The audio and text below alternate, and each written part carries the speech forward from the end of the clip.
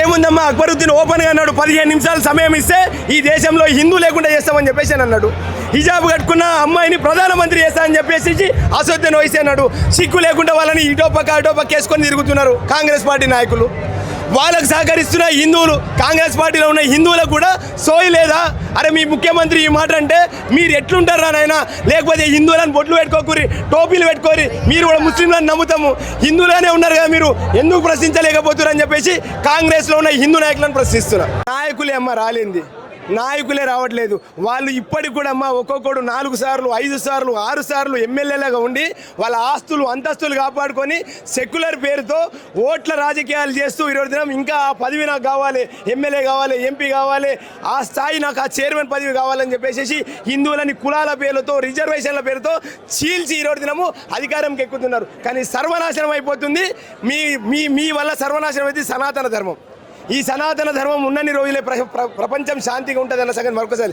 ఎందుకంటే మరొకసారి చెప్తున్నా, ముస్లింకి సంబంధించినోడు ఇస్లాం గొప్పదని చెప్తుంటాడు, క్రిస్టియన్కి సంబంధించినోడు క్రిస్టియానిటీ గొప్పదని చెప్తాడు. నా సనాతన ధర్మము సర్వే జనా సుఖినో భవ అంటది, అన్ని ధర్మాలను ఒకే రూపంగా చేస్తుంది. అయినా కానీ ఇప్పటి కూడా నా సనాతన ధర్మంలో ఉంటున్న ముఖ్యమంత్రి మంత్రుల హోదాలు ఉన్న వాళ్ళకి ఇంకా సోయి రావట్లేదు. ఈ దేశం ఈ ధర్మం ఉంటేనే మీ ఆస్తులు, మీ పిల్లల భవిష్యత్తురా, లేకపోతే ఈ దేశాల్లో చెప్తున్నా, మళ్ళొకసారి చెప్తున్నా, హోదాలు ఉన్న వాళ్ళు మీ ఆస్తులు అంతస్తులు కాపాడుకుంటారేమో, మీ ఆస్తులకు వారసులు వాడైతాడు. గుర్తుపెట్టుకోరి, అన్యమతస్తులు మీ ఆస్తులకు వారసులు అవుతారు. మీరు మీ పిల్లల భర్తలు అన్యమతస్తులు అవుతారు. రాబోయే రోజులలో మీ పిల్లలకు హిజాబులు కడతారు, మీ పిల్లలకు టోపీలు పెడతారని చెప్పి మనకు తెలియజేస్తున్నా. 5 సంవత్సరాలు మీకు అధికారాన్ని ఇస్తే ఈ విధంగా సనాతన ధర్మం పైన ఈ నిర్వివాదంగా విషం చిమ్ముతున్నా కానీ మాట్లాడలేని హోదాలో ఉన్నారు. ఆ హోదా ఉంటేంది పోతే ఎంతరం. ఇది ఈ సనాతన ధర్మం ఒకటే నేర్పించిందమ్మా, సర్వే జనా సుఖినో భవంతు. నా తల్లి నా తండ్రి ఏం నేర్పించారు? అందరితో పాటు కలిసి ఉండాలి. నా ధర్మం అదే నేర్పించిందమ్మా. ఈ 78 సంవత్సరాలలో ఈ దేశానికి ఫస్ట్ ఎడ్యుకేషన్ మినిస్టరు ఎవరమ్మా? అబుల్ కలాం అని చెప్పేసి ఉన్నాడు. ఒక్కసారిగా 20 సంవత్సరాలు వాడు ఉన్నాడు. దాని తర్వాత మైనారిటీకి సంబంధించిన వాళ్ళే ఎడ్యుకేషన్ మినిస్టర్లు ఉన్నారు. బెంగాల్లో 6వ దినము ప్రభుత్వం భారతదేశంలో ప్రధానమంత్రి కాంగ్రెస్ కావాలంటే ఆ రోజు బెంగాల్లో ఉన్న ఎంపీల యొక్క మద్దతు తీసుకొని ఉన్నారు. వాళ్ళు మినిస్టర్ అడగలే, వాళ్ళు అడిగింది ఒకటి ఎడ్యుకేషన్ సిస్టమ్ని మాకు అప్పచెప్పని చెప్పారు. అందుకోసం ఎడ్యుకేషన్ సిస్టమ్ ఏ విధంగా అయిపోయింది? A for apple, B for ball, C for cat అనుకుంటా ఈ రోజు A for Arjuna, B for Balarama, C for Chhatrapati అని మర్చిపోయేసేసి యాపిల్ బాల్ క్యాట్ అనుకుంటా, సిగ్గు లేకుండా ఇంకా ఈరోజు దినము అన్యమతస్తుల యొక్క ట్వింకిల్ లిటిల్ స్టార్ అనుకుంటా బతుకుతున్నాం ఈరోజు దినం. ఎవరమ్మా ఏమమ్మా ముఖాల మీదకి ఫ్రాకులు ఏమైనా ఉన్నదమ్మా? ఈరోజు దినము ఇంటర్ చదువుకున్న విద్యార్థి కూడా ఈరోజు దినము సిగరెట్లకు అలవాటు పడిపోయింది. ఈరోజు వెస్టర్న్ కల్చర్కి అలవాటు పోయారు. సనాతన ధర్మం తెలియకుండా అయిపోయింది.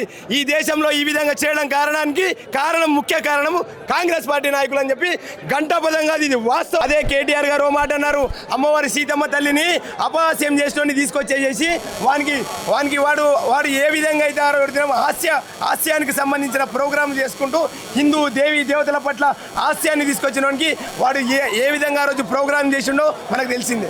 కావాలని చెప్పి హిందువులపై జరుగుతున్న దాడులని వీళ్ళు హాస్యాధిపదంగా తీసుకొని ఏమైతుంది, నాకు ఆస్తి ఉంది ఈ కాకపోతే ఏనన్నా బతుకుతా అని చెప్పే ఉద్దేశంతో ఈ బీఆర్ఎస్ పార్టీ నాయకులు ఆ విధంగానే మొన్న పోయినం నుంచి పొయ్యిలో పడ్డట్టు కాంగ్రెస్ పార్టీ అధికారంలో వచ్చిన తర్వాత నిన్న కాకపోతే కాంగ్రెస్ అంటే ముస్లిం అంటే కాంగ్రెస్ అని చెప్పేసి హిందువుల ఇండ్ల మధ్యలో ఆ రోజు ఎకరం జాగాని వాడు బొందలకు దేనికి ఇస్తున్నాడండి?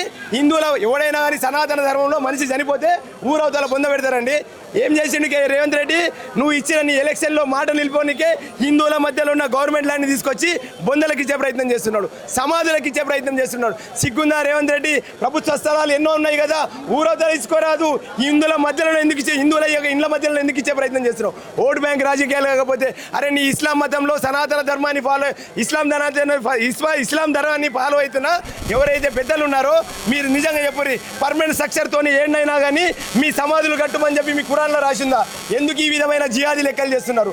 ఎక్కడ కూడా ఖురాన్లో లేదు పర్మనెంట్ స్ట్రక్చర్ కట్టాలి అంటే సమాధి కట్టించుకోవాలని లేదు. మనిషిని పొందబెడితే అయిపోతుంది. ఈ రోజు హైదరాబాద్లో ఎన్ని ప్లేస్లలో ఈరోజు సమాధులు ఉండడం వల్ల బోయిన్పల్లి నుంచి చూసుకుంటే మన జూబ్లీహిల్స్ తీసుకుంటే ఓల్డ్ సిటీలో ఎన్నో సమాధులు కట్టడం వల్ల రోడ్లు నేరో అయిపోయినాయి. కావాలని చెప్పేసి అక్కడ ఉన్న ఏరియాని స్లమ్గా మార్చేసి అక్కడ ఉన్న హిందువులని భయభ్రాంతులను చేసి ఆ ఏరియా నుంచి తొలగిస్తే ఆ దేశం మినీ పాకిస్తాన్ లాగానో మినీ బంగ్లాదేశ్గా కావాలని చెప్పి వాళ్ళ ఆలోచన.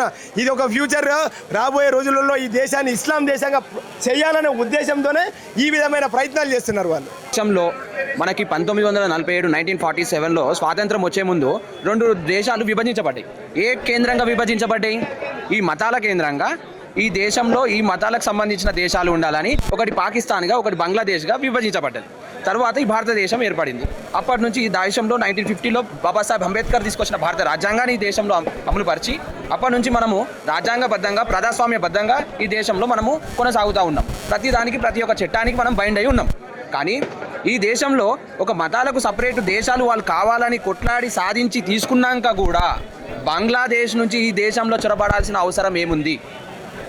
1947 నుంచి ఈ దేశంలో చొరబడుతూ ఇక్కడున్న హిందువుల యొక్క హక్కులని కాలరాస్తూ వాళ్ళ యొక్క బిహేవియర్ కానీ వాళ్ళు ఈ దేశంలో ఉన్న జాగాలు కానీ ఇక్కడ ఉన్న ల్యాండ్స్ని కానీ ఆక్యుపై చేస్తూ వాళ్ళు ఈ దేశం యొక్క చట్టాలను వ్యతిరేకంగా కొట్లాడుతున్నారు.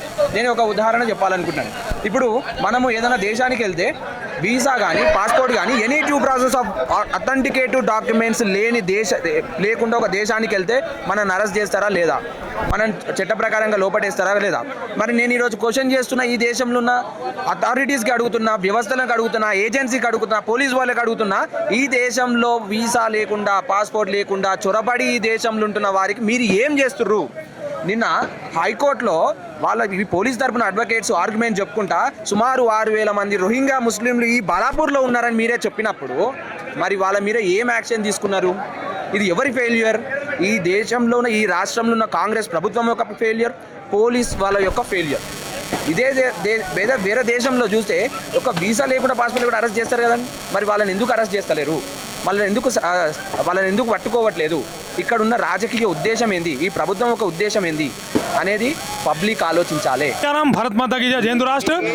भाग्यनगर में आज जिस तरीके की सभा थी 24 जनवरी को, आने वाले 22 फरवरी को यानी संडे के दिन 1.5 लाख लोगों के साथ परेड ग्राउंड में हनुमान चालीसा का आयोजन किया जा रहा है 3 बजे से 8 बजे तक। मैं जो भी ये मेरा मैसेज सुन रहे हैं, मैं उनसे विनती करता हूं कि सिर्फ आप ही नहीं, आपके संपर्क में आपके फैमिली, कलीग्स, आपके फ्रेंड्स, सभी लोगों को इस मैसेज पास ऑन करिए। 1.5 लाख संख्या, यहाँ 10-20 हज़ार है।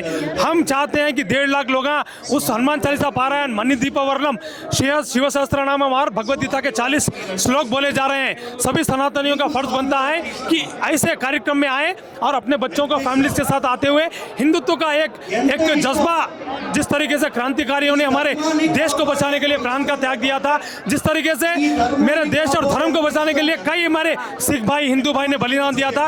आवश्यकता हमारे को अभी भी उसकी नहीं है, लेकिन आने वाले समय में अगर स्थिति कंट्रोल से बाहर होती है तो हर किसी को वो स्थिति लाने की आवश्यकता है। इसीलिए कंट्रोल में रहे जब तक आप अपने बच्चों को अच्छी शिक्षा संस्कार, शास्त्र के साथ शस्त्र की विद्या भी दीजिए और उस कार्यक्रम को 22 फरवरी को कार्यक्रम को आप विजय बनाइए वहाँ से। और ये 2 प्रोग्राम के साथ भाग्यनगर में आने वाले समय में हम भगवा सरकार बनाने की कोशिश करेंगे। धन्यवाद।